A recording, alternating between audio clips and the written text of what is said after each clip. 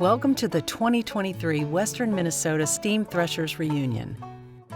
These are just some of the many stories told by the military veterans who have served this country. Hi, my name is Eric Wilson. I'm from central Minnesota, Sartell area. I was in 3 branches of the service. I started out in 1992 in the Marine Corps. I switched over to the Air Force Reserves in 98 to 2002, and then I got in the Minnesota Army National Guard, where I finished out. I have over 20 years in service and retired from the military with 2 combat tours, one for Operation Iraqi Freedom and one for Operation Enduring Freedom. And I was part of the Red Bulls here from Minnesota that held the longest deployment, and I was deployed for 22 months to Iraq. This is my 3rd year at the Westminster.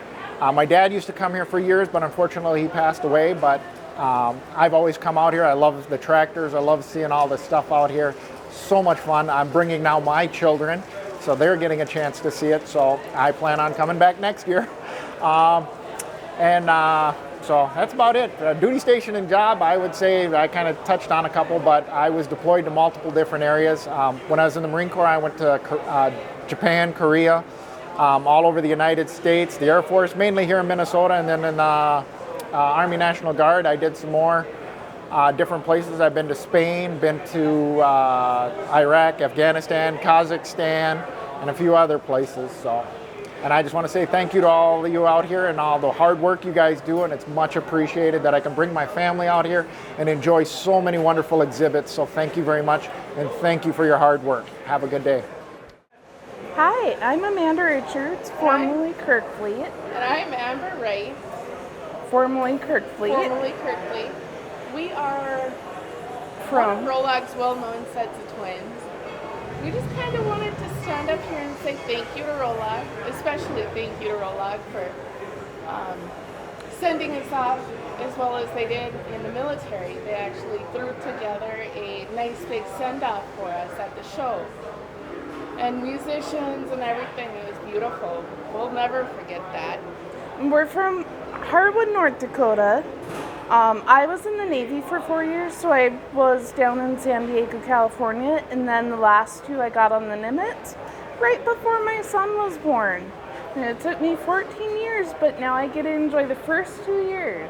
Family is very important. We've been members for WMSTR all of our life, and what we'd like to tell folks is great. It was great. I'd do it again in a heartbeat, but the one thing I wish that I didn't have to do again is give up the family. Not necessarily me. I was also Navy for 4 years, Master Arms, Hoorah to my husband, he's Marine.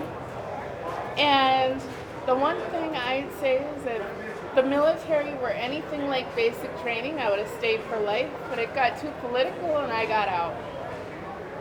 But other than that, years served were 2005 to 2009, right after September 11th. Hi, my name is Michael Pauley. I'm from Moorhead, Minnesota. I was from 2004 to 2006 with the Fargo, North Dakota National Guard, the 181st. I was in the Middle East for a short period of time.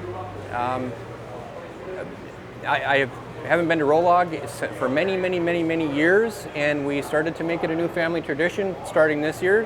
This is my son Ian, and I look forward to seeing everything military related and all the farm equipment, and someone's really looking forward to checking out the Sherman tank.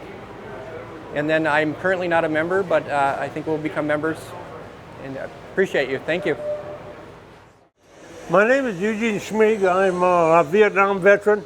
I arrived in Vietnam in January 1969, and only there about 2 days when this ambulance pulled into the compound and was looking for somebody with O positive blood. I thought that was kind of odd, and he says that somebody had just stepped on a booby trap and they needed O positive blood.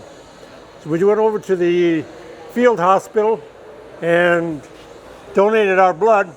And we seen this guy behind the screen, he was behind the wall, and they were operating on him, and I asked him how long were they working on him. He says about 8-10 hours.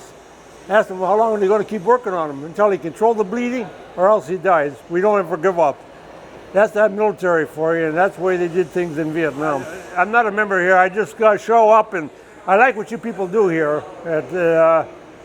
and get a chance to see what life was like back in the earlier years, okay? Okay, I'm just another Wayne Nelson. There were at one time 300 of us in Minnesota. But I'm from Mayville, North Dakota originally, and come to teach in Plummer, Minnesota, and then to Holly for 32 years. So most of the guys around here I just saw former students and so on. But I was in the draft age back in the 50s.